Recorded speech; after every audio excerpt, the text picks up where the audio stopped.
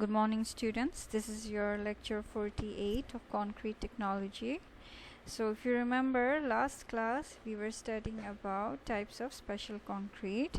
There are many special types, but then we have already finished studying about the important ones, and now we are going to start with extreme weather concreting. So what is this extreme weather concreting? What do you understand by the word extreme? Extreme मतलब क्या है? कोई भी चीज़ जब बहुत ही ज़्यादा होती, इधर बहुत ज़्यादा या बहुत कम, तो उसको हम बोलते हैं एक्सट्रीम. ठीक है, तो एक्सट्रीम वेदर कंडीशन मतलब क्या है? यानी कि एक्सट्रीम, क्या एक्सट्रीम होगा? वेदर. तो वेदर एक्सट्रीम मतलब कैसे होंगे? वेदर एक्सट्रीम दो केस में हो सकता है. इधर जब वेदर जो है अगर बहुत ज़्यादा गर्मी है तो एक्सट्रीम, या फिर बहुत ही ज़्यादा ठंडी है, जैसे कि कश्मीर वगैरह साइड में बहुत ज़्यादा ठंडाई होते हैं, और गर्मी जगह for example Delhi in summer times जब टेम्परेचर 40 डिग्री से भी हाई जाते हैं, तो वो है. तो वैसा कंडीशंस को हम बोलते हैं एक्सट्रीम, मतलब बहुत ही ज़्यादा ठंडी या बहुत ही ज़्यादा. एक्सट्रीम ओनली मतलब बहुत ज़्यादा या बहुत कम, लेकिन अभी हम एक्सट्रीम वेदर के बारे में पढ़ रहे हैं, तो इधर बहुत ज़्यादा वेदर गर्मी और बहुत या फिर बहुत ज़्यादा ठंडी. Now let us see, okay?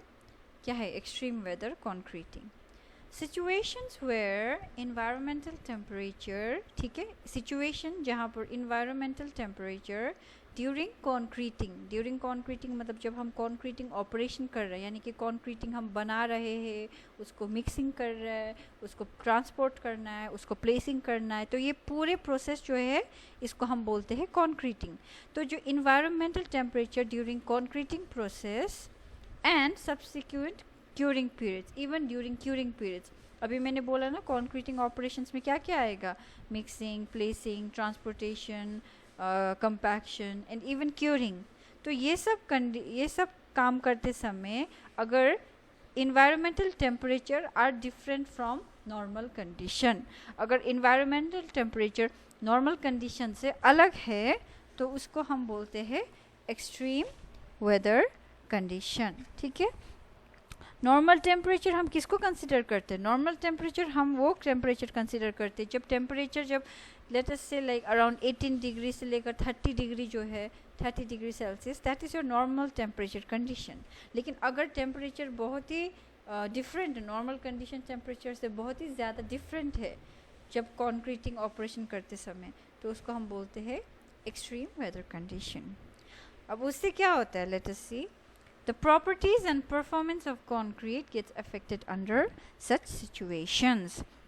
So first thing, तो because of different temperature, because of extreme temperature, concrete के performance जो भी है वो different आ सकते हैं, and even properties भी change आ सकता है. ठीक है, तो ये कैसे change आएगा हम देखेंगे. फिर there are two types of extreme weather concreting. ठीक है, नंबर वन इधर कोल्ड वेदर कॉन्क्रीटिंग, मतलब बहुत ही ज़्यादा ठंडी जगह में कोल्ड वेदर में जब कॉन्क्रीटिंग प्रोसेस करते हैं, और there is hot weather concreting, मतलब बहुत ही ज़्यादा गर्मी जगह में हम कॉन्क्रीटिंग ऑपरेशन करते हैं. First let us see cold weather concreting. अब कोल्ड वेदर कॉन्क्रीटिंग एग्जैक्टली किसको बोलते हैं? ठीक है, if the temperature is very less such as below freezing point. तो ठीक है, जहाँ आप कॉन्क्रीटिंग ऑपरेशन कर रहे हो अगर टेम्परेचर बहुत ही ज़्यादा कम है, below freezing point, usually like freezing point is 0 degree, but फिर भी हम कंसिडर करते अगर टेम्परेचर 5 डिग्री से भी कम है, मतलब कि हम उसको एज्यूम कर सकते हैं कि वो नियर अबाउट 0 डिग्री टेम्परेचर है. तो उस टाइप ऑफ टेम्परेचर में अगर हम कॉन्क्रीटिंग करेंगे तो उसको हम कोल्ड वेदर कॉन्क्रीटिंग बोलते हैं.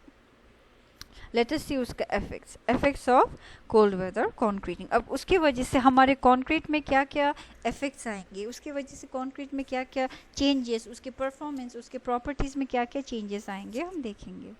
First point, delay in setting and hardening. Means we know that जितना सेटिंग होना, सीमेंट सेट होना, हार्डनिंग होना, ये मेनली डिपेंड करता है टेम्परेचर कंडीशन पे.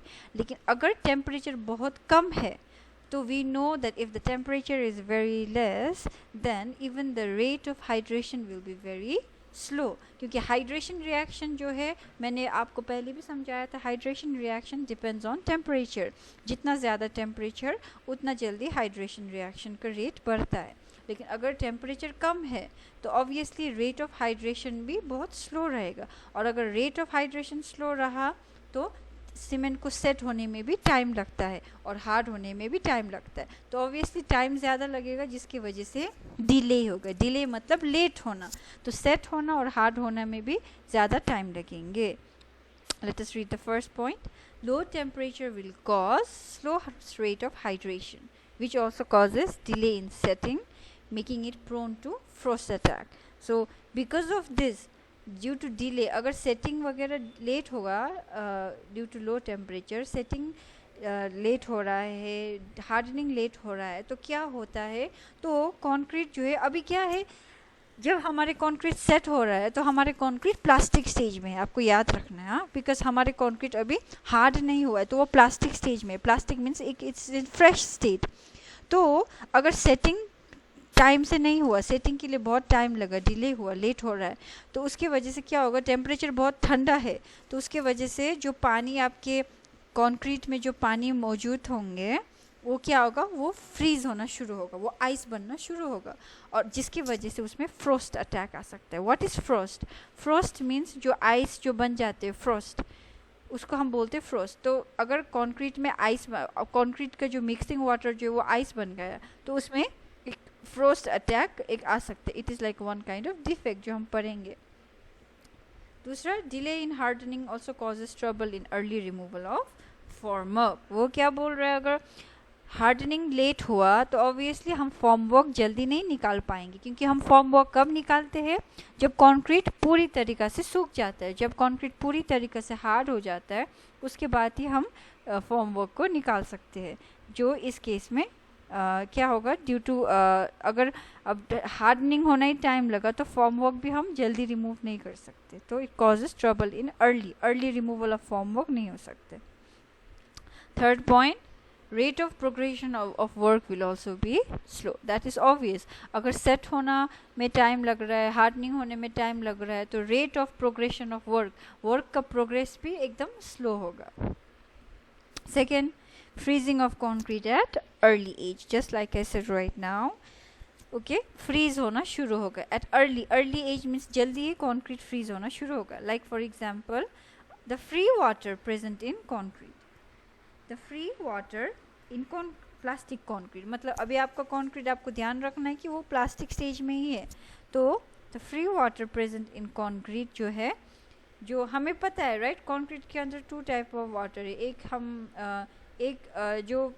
जो एक मिक्सिंग के लिए जो वाटर हम यूज़ कर रहा होता है, तो वो वाटर जो है क्या होगा, it will freeze which prevents the hydration of cement and expands the concrete.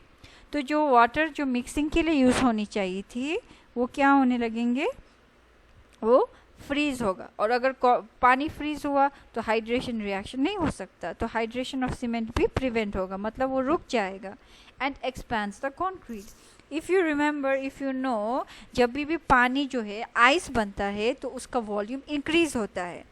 I am sure you must have studied that in physics. Whenever water freezes and becomes ice, its volume increases, मतलब कि increase मतलब expand होना। तो ice के volume increase होने की वजह से कंक्रीट में भी एक्सपेंशन आएगा, यानी कि वॉल्यूम ऑफ कंक्रीट भी इंक्रीज होगा, उसको जो हम बोलते हैं expand. And expansion may cause permanent damage.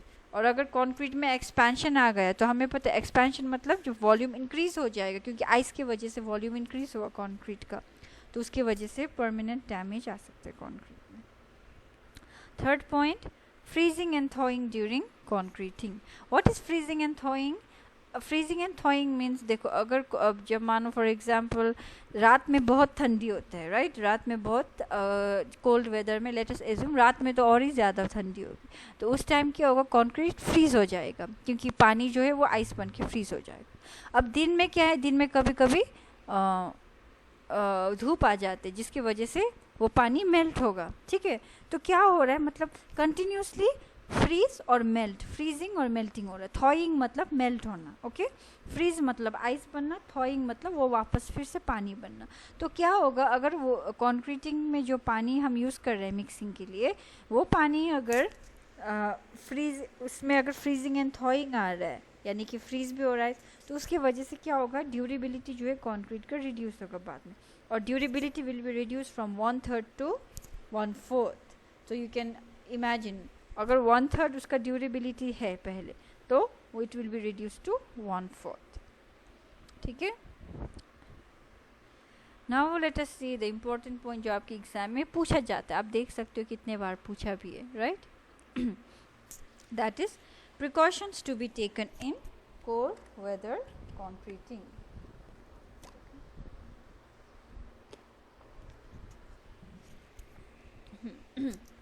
तो क्या क्या प्रिकॉशंस है जो हम ले सकते हैं, ठीक है। जो इजी जो है मैंने अंडरलाइन करके टिक मार्क कर दिया, आप ये सब याद कर सकते हो, फिर भी बाकी भी हम पढ़ेंगे। Water and aggregates are heated before mixing. तो कोई केसेस में क्या करेंगे, जो टेम्परेचर को थोड़ा इंक्रीज हाई रखने के लिए हम वाटर और एग्रीगेट को भी पहले से गर्म कर देंगे, मिक्सिंग करने से पहले गर्म करेंगे।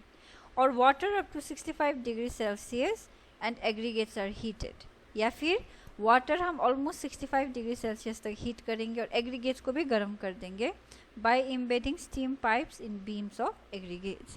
तो क्या कर सकते हैं, या फिर हम वाटर को गर्म कर सकते हैं, फिर एग्रीगेट्स को भी हम गर्म कर देंगे स्टीम पाइप्स वगैरह, जो एग्रीगेट्स जहाँ पर बिन होता है, जहाँ पर एग्रीगेट स्टोर होता है, उसके अंदर स्टीम पाइप्स वगैरह डाल के एग्रीगेट का टेम्परेचर इंक्रीज कर सकता है, सो दैट बाद में जब उसको कॉन्क्रीटिंग, जब हम उसको मिक्सिंग वगैरह करेंगे और प्लेस करेंगे तो उसका टेम्परेचर थोड़ा हाई ही रहे, इसलिए। Second, protection should be erected to safeguard the mixing and batching plant against cold winds. तो क्या बोल रहा है, अब एक बार आपने कंक्रीट को प्लेस कर दिया, ठीक है, मिक्सिंग करते समय, तो उस टाइम थोड़े बहुत साइड से प्रोटेक्शन देनी चाहिए। इधर ऐसा प्रोटेक्शन कैसे दे सकते हो आप, प्लास्टिक शीट्स वगैरह लगा के या इंसुलेटिंग मटेरियल से कवर करके, सो दैट मिक्सिंग और बैचिंग प्लांट में ज़्यादा कोल्ड विंड्स वगैरह उसको ना पड़े, तो बाहर से प्रोटेक्शन दे सकते हैं। फॉर एग्जाम्पल ट्रपलिन या प्लास्टिक शीट्स और any other covering insulating materials जो है इट शुड बी अवेलेबल, वो यूज़ करनी चाहिए, अवेलेबल होनी चाहिए साइट पे। एंड स्टीम जनरेटिंग प्लांट में भी इंस्टॉल, या फिर अगर आपके पास ज़्यादा पैसा है तो स्टीम जनरेटिंग प्लांट जहाँ से स्टीम आएगा, गरम गरम स्टीम वगैरह भी इंस्टॉल कर सकते हैं, जिससे क्या होगा, कंक्रीट का टेम्परेचर जो है, कंक्रीट का इंग्रेडिएंट्स का टेम्परेचर जो है वो हाई ही रखेंगे। या फिर third point, concrete should not B place below 5 degree Celsius. तो जितना हो सके, अगर टेम्परेचर बहुत कम है, 5 डिग्री सेल्सियस है, तो आपको कंक्रीट उस टाइम प्लेस नहीं करनी चाहिए। Therefore concrete is to be quickly placed and covered at the top by some insulating material to preserve heat and prevent from freezing. So इसलिए अगर आपको प्लेस भी करना पड़ा कंक्रीट, ठीक है, कंक्रीट अगर उसको जल्दी, तो इसको जल्दी प्लेस करनी चाहिए, क्विकली प्लेस करनी चाहिए, फिर बाद में कंक्रीट को कवर करनी चाहिए by top by putting some insulating material. Insulating material मतलब जो टेम्परेचर को ठंडी या गर्मी, कोई भी टेम्परेचर को अंदर आने नहीं देंगे, तो इंसुलेटिंग मटेरियल से कवर कर सकते हैं, सो दैट हीट जो है प्रिजर्व रहे, हीट उसके अंदर ही रहे और बाहर का ठंडा कोल्ड विंड्स वगैरह उसमें ना लगे।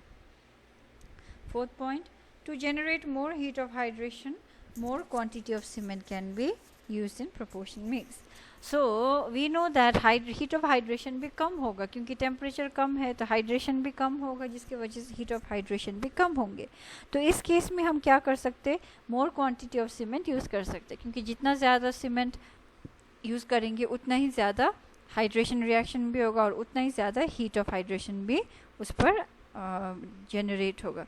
तो हीट ऑफ हाइड्रेशन अगर ज़्यादा प्रोड्यूस हुआ तो इसमें क्या, इसमें आपको गर्मी चाहिए, यू नीड हीट, तो उससे हाइड्रेशन रिएक्शन जल्दी हो सकते हैं। सो मोर क्वांटिटी ऑफ सीमेंट भी यूज़ कर सकते हैं। या फिर fifth point, all ice, snow and frost, ठीक है, आइस, स्नो और frost should be completely remove before placing the concrete. तो मानो आप फॉर्मवर्क में कंक्रीट प्लेस करने वाले हो और आपने देखा फॉर्मवर्क के अंदर ऑलरेडी आइस है या स्नो है या फ्रोस्ट वगैरह फॉर्म होके बैठा है, तो आपको क्या करनी चाहिए, उसको अच्छे से साफ़ करनी चाहिए। फॉर्मवर्क के अंदर जहाँ आप कंक्रीट प्लेस करने वाले हो उसमें कोई भी आइस, कोई भी स्नो वगैरह नहीं होनी चाहिए, ठीक है। 6, concrete is not required below freezing point because there will curing is not required below freezing point because there will be almost nil evaporation. So इसका एक एडवांटेज भी है। कोल्ड वेदर में क्या यूजुअली, हॉट वेदर में हम क्या करते हैं, हम उसको क्योरिंग करने के लिए रख देते हैं, क्योंकि क्योरिंग का मेन पर्पज़ ही क्या है कि टेम्परेचर को मेंटेन करना और जो पानी मिक्सिंग के लिए यूज़ हो रहा है वो इवेपोरेट होके नहीं जानी नहीं चाहिए, राइट। क्योंकि टेम्परेचर हाई है तो पानी से इवेपोरेट, इसीलिए हम क्योरिंग करते थे, इसीलिए हम पानी लगाते थे ऊपर से, मॉइस्चर रखा देते हैं। लेकिन इस केस में क्या है कि इतना ठंडा है कि ऑब्वियसली इवेपोरेशन तो होने ही नहीं होने वाला, आपकी मिक्सिंग वाटर जो है वो इवेपोरेट नहीं होगा क्योंकि टेम्परेचर बहुत कम है। तो इसलिए बोल रहे हैं कि क्योरिंग करना ज़रूरी नहीं है। When protective measures against freezing are to be discontinued, अगर आपको प्रोटेक्टिव मेजर्स जो फ्रीजिंग के लिए आपने रखा था अगर उसको डिसकंटिन्यू करना है तो surface temperature of the concrete should be gradually be adjusted to the air temperature. तो क्या बोल, अगर आपको प्रोटेक्टिव मेजर्स जो आपने रखा था ऊपर से ऐसा टेम्परेचर को मेंटेन करने के लिए, वार्म रखने के लिए आपने ऊपर से अगर रखा था, तो अगर उसको हटाना है, डिसकंटिन्यू करना है, तो surface temperature of the concrete जो है ये आपको आराम से, ग्रेजुअली मीन्स आराम से एडजस्ट करनी चाहिए एयर टेम्परेचर तक, ना कि डायरेक्ट नहीं निकालनी चाहिए उसको। आराम से जब एयर टेम्परेचर और सरफेस टेम्परेचर ऑलमोस्ट सेम होगा तब उसको हटानी चाहिए। एक ही बारीक में हटाएंगे तो उसमें प्रॉब्लम्स आ सकते हैं। 8 point, low temperature wet steam should be use for heating the enclosure and moist curing of concrete.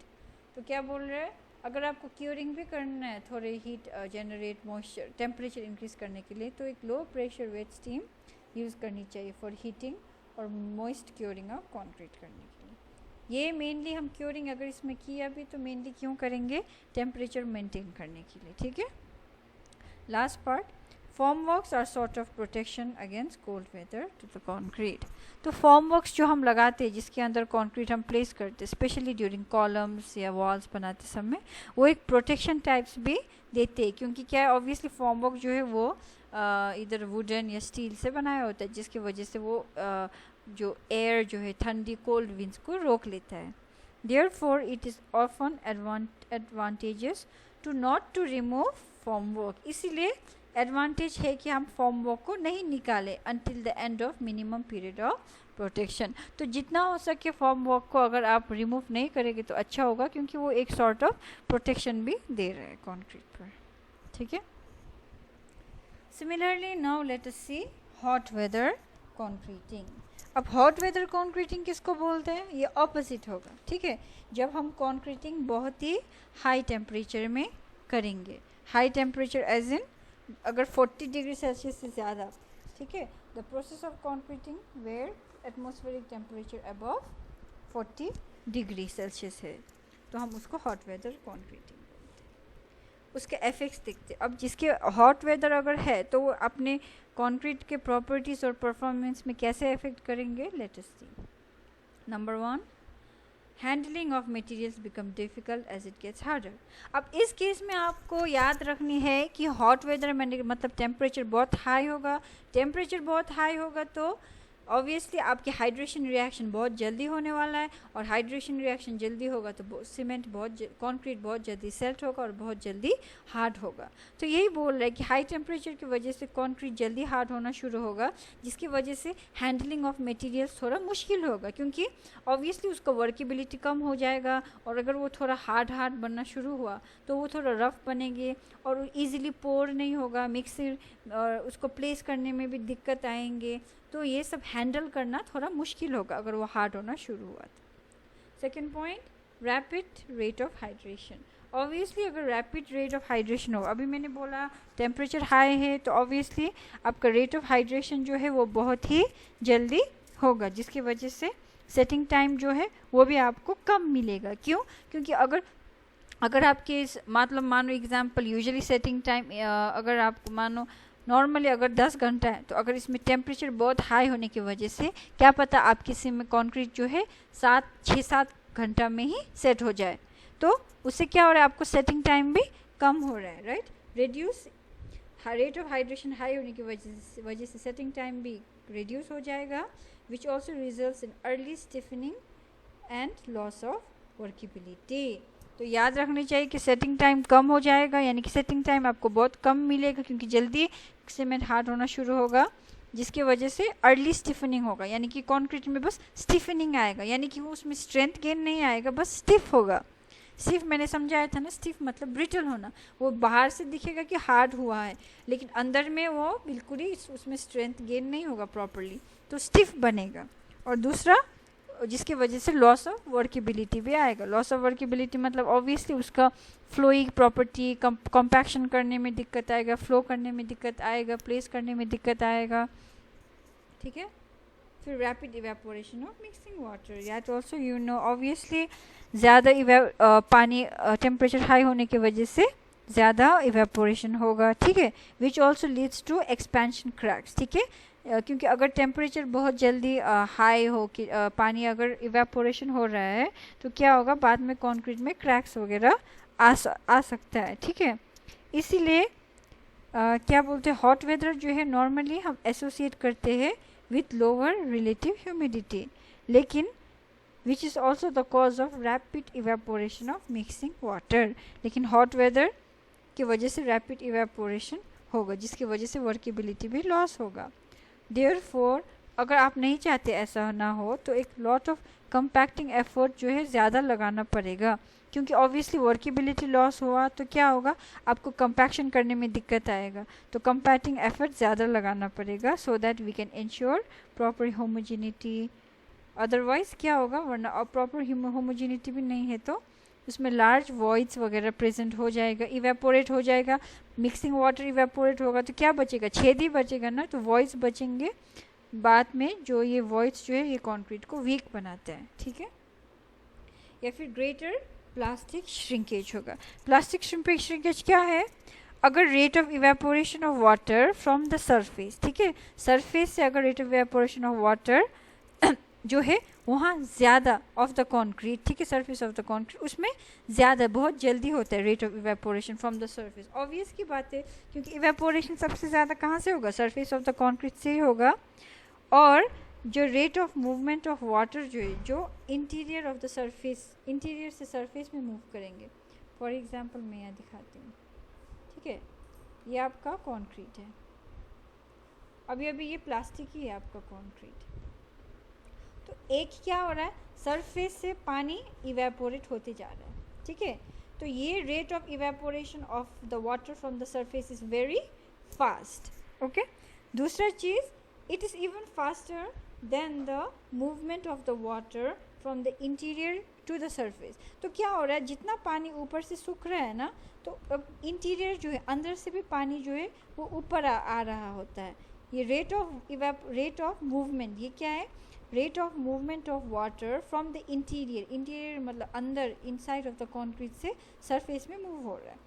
तो इस केस में क्या होता है कि रेट ऑफ जितना जल्दी से वो सरफेस से इवेपोरेट हो रहा है, that rate is very faster than the rate of water that is being rate of movement of water from interior to the surface, which also results in harshness of concrete, जिसकी वजह से concrete जो है सूखा हो जाएगा और harsh बनेंगे। और दूसरा, एक moisture gradient will be settled which results in surface cracks known as plastic shrinkage cracks, जिसकी वजह से क्या होगा, अब मानो फॉर एग्जांपल ये पूरा इवेपोरेट हो गया, अब ये जो है ये जल्दी इवेपोरेट होता है सरफेस से, जिसकी वजह से ये पूरा सूखा है, ये सरफेस सूखा हो जाएगा। और क्योंकि movement of water from interior to the surface के लिए भी टाइम लगता है, तो फॉर सम टाइम ये सरफेस पूरा ड्राई रहेगा। तो अगर सरफेस ड्राई रहा और इंटीरियर से पानी टाइम से ऊपर तक नहीं पहुँचा, क्योंकि उसकी रेट ऑफ मूवमेंट स्लो है, तो उसकी वजह से क्या होगा, सरफेस क्रैक्स आना शुरू होगा। ड्राई होने की वजह से इसमें क्रैक्स आएगा, सरफेस में आपको क्रैक्स दिखेगा, और उस क्रैक्स को हम बोलते हैं श्रिंकेज क्रैक्स, ठीक है। तो ये सब भी होने का चांस है। ये तभी होता है अगर टेम्परेचर हाई है और इवेपोरेशन फ्रॉम द सरफेस बहुत हाई है, तो जिसकी वजह से क्रैक्स आएंगे। दूसरा चीज़ क्या है, रिड्यूस फिनिशिंग टाइम। ठीक है, तो ऑब्वियसली फिनिशिंग टाइम भी जो है इसमें आपको कम मिलेगा, क्योंकि फिनिशिंग करने के लिए आपको थोड़ा टाइम चाहिए, राइट, लेकिन इसमें आपको जल्दी जल्दी करना पड़ेगा क्योंकि कंक्रीट जो है बहुत जल्दी हार्ड हो रहा है। दूसरा, continuous curing is required, that's obvious, right, क्योंकि टेम्परेचर बहुत हाई है तो इवेपोरेशन भी बहुत हाई होगा, तो आपको क्यूरिंग लगा के रखनी चाहिए। और क्या होता है कि अगर आप क्यूरिंग पे ध्यान नहीं दोगे तो क्यूरिंग का पानी भी कभी कभी इवेपोरेट हो जाता है और कंक्रीट सूख जाता है, जो हम नहीं चाहते। तो उसमें कंटिन्यूस कंक्रीट क्यूरिंग देना ज़रूरी है। ठीक है, last one is loss of air entrainment in concrete. ठीक है, तो एक्चुअली हमारे कंक्रीट जब प्लास्टिक स्टेज में होते हैं तो उसमें क्या होता है, थोड़े बहुत उसमें एयर जो है, एयर बबल्स भी होते हैं कंक्रीट में, लेकिन ड्यू टू हाई टेम्परेचर, बहुत हाई टेम्परेचर की वजह से जो एयर बबल्स, जो एयर इंट्रेंट भी है वो भी रिमूव हो जाते हैं, वो हट जाते हैं। ठीक है, जिसकी वजह से क्या होगा कि वर्केबिलिटी जो है वो कम होगा, आपको लॉस ऑफ वर्केबिलिटी मिलेगा। तो अगर ये ना होने के लिए हमें क्या करना पड़ता है, इसके लिए हम एयर इंट्रेनिंग एजेंट्स वगैरह भी इसमें लगाने ज़रूरी है, सो दैट एयर जो है, जो अपना प्लास्टिक कंक्रीट के अंदर है, वो एयर चले ना जाए, कम ना हो जाए, अंदर ही रहे।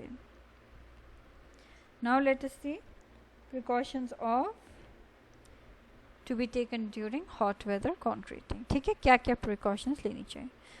Number 1, aggregates should be stockpiled in shade and frequent sprinkling of water should be done. तो इस केस में क्या है, हम जितना हो सके इंग्रेडिएंट्स जो है अपना कंक्रीट का, उसका टेम्परेचर को कम करने का ट्राई करेंगे, इसलिए उसको छाया, शेड, जहाँ पर धूप नहीं लगता वहाँ रखेंगे एग्रीगेट्स को, और बीच बीच में उसमें पानी स्प्रिंकल करते लगेंगे, सो दैट टेम्परेचर जो है वो लो कर सके। ठीक है, second, cold water may be use to lower the temperature of concrete. तो इस केस में क्या है, जो मिक्सिंग वाटर हम यूज़ करेंगे उसमें हम बहुत ही ठंडा पानी यूज़ करेंगे, सो दैट उसको इवेपोरेट होने में टाइम लगे। या फिर कभी कोई केस में तो use of ice may be made as a part of mixing water. तो जो मिक्सिंग वाटर हम यूज़ करेंगे मिक्स करने के लिए, उसमें हम आइस लगा देंगे, so that temperature of water कम हो और हाइड्रेशन रिएक्शन जल्दी जल्दी ना हो, और जिसकी वजह से इवेपोरेशन भी कम होंगे। या फिर the concrete is mixed in minimum required time. और दूसरा चीज़, अब इसमें क्या है, कंक्रीट बहुत जल्दी सेट होता है, तो इसलिए कंक्रीट को जल्दी से जल्दी मिक्स करनी चाहिए। Fourth, reinforcement formwork and subgrade should be wetted with cold water just prior to placing the concrete. सो इसमें क्या है, अब आप मानो आप फॉर्मवर्क जो है और रीइंफोर्समेंट है उसको पहले से थोड़ा पानी से, कोल्ड वाटर से उसको वेट बनाना है, गीला बनाना है, before prior means before placing the concrete place करने से पहले जो आपका रीइंफोर्समेंट स्टील बार्स और फॉर्मवर्क को थोड़ा गीला करना है पानी से, cold water, so that temperature कम रहे। Fifth, concrete is placed in thin layers so that the time interval between the successive lifts is reduced. ठीक है, दूसरी चीज़, कंक्रीट को हम थिन लेयर में प्लेस करेंगे, थिन लेयर, सो दैट जो टाइम इंटरवल जो रहता है हर एक सक्सेसिव कंक्रीट बनाने के लिए वो थोड़ा कम रहे। Last 6th point, concrete on finishing must be covered with moist. ये इंपॉर्टेंट है। ठीक है, फिनिशिंग करने के बाद उसको मॉइस्ट कवरिंग देना है, एक गीला वाला कवर देनी चाहिए फॉर अबाउट 24 आवर्स। क्यों? So to prevent the loss of moisture, so that evaporation से मॉइस्चर लूज ना हो। And then application of water by spraying or ponding, और उसके बाद आपको प्रॉपर क्यूरिंग देना ज़रूरी है, इधर बाय स्प्रेइंग और पॉन्डिंग मेथड से। 7th point, it is better to do concreting operation during evening time when the temperature is low. तो जो बहुत जल्दी गर्मी जगह होता है उसमें अगर आप कंक्रीट बना रहे हो तो रात के टाइम में कर सकते हो जब टेम्परेचर थोड़ा कम होंगे। 9, continuous wet curing is necessary without any gap. इसमें आपको ध्यान रखनी चाहिए, बीच में क्यूरिंग कहीं से भी स्टॉप नहीं होनी चाहिए, कंटिन्यूस क्यूरिंग देनी चाहिए। ठीक है, उसमें there should not be any gap as alternate wetting and drying leads to surface cracks. क्योंकि हमको पता है, मानो आपने आज सुबह आपने क्यूरिंग के लिए पानी लगा दिया और मानो वो क्यूरिंग का पानी पूरा सूख लिया तो आपका कंक्रीट एकदम ड्राई हो गया। अब बाद में याद आया आपको, आपने फिर से क्योरिंग किया, तो उससे क्या हुआ, बीच में वो वेट हो रहा है, बीच में वो ड्राई हो रहा है, फिर से वेट हो रहा है, फिर से ड्राई, तो उसकी वजह से सरफेस क्रैक्स आ सकता है। तो ध्यान रखना कि कंटिन्यूस वेट क्योरिंग होनी चाहिए। Now last one, methods adopted for concreting सब जीरो टेम्परेचर। ठीक है, यानी कि बहुत कम टेम्परेचर्स में हम क्या क्या मेथड्स यूज़ करते हैं। ठीक है, number 1 is utilization of heat developed by hydration of cement is done and practical methods of insulations are adopted. ठीक है, such as देखते हैं certain types of cement which hydrates fast, जो सीमेंट जल्दी हाइड्रेट होगा जिसका, वैसा सीमेंट हम यूज़ कर सकते हैं, so that it gives out larger quantity of heat and develops early strength। क्योंकि याद रखना कि इसमें हम टेम्परेचर बहुत कम टेम्परेचर में कर रहे हैं, जिसकी वजह से हाइड्रेशन बहुत स्लो होगा। सब ज़ीरो मतलब ऑलमोस्ट नेगेटिव टेम्परेचर या ज़ीरो टेम्परेचर, तो इस केस में हम सीमेंट जो जल्दी हाइड्रेट होगा वैसा सीमेंट यूज़ करेंगे, so that heat of hydration भी ज़्यादा डेवलप होगा, जिसकी वजह से अर्ली स्ट्रेंथ थोड़ा आएगा। Second, economical heating of concrete is also practice by using cheap fuels, या फिर मटेरियल्स जो है, जो भी एग्रीगेट्स वगैरह, सैंड वगैरह, उसको भी हीट करते हैं, थोड़ा बहुत गर्म करते हैं। Other point, some anti freezing materials भी यूज़ कर रहे admixture, so that concrete जो है फ्रीज ना हो। Fifth point, sometimes concrete mass is heated by electricity, कभी कभी कॉन्क्रीट को इलेक्ट्रिसिटी से भी गर्म करते हैं, सो दैट टेम्परेचर हाई हुआ तो हाइड्रेशन रिएक्शन हो सकता है। Last one, use of air entraining agent such as calcium chloride up to 3% is made while mixing the concrete। तो air entraining agent such as calcium chloride वगैरह भी use करते हैं। ठीक है, so that's all for today, thank you.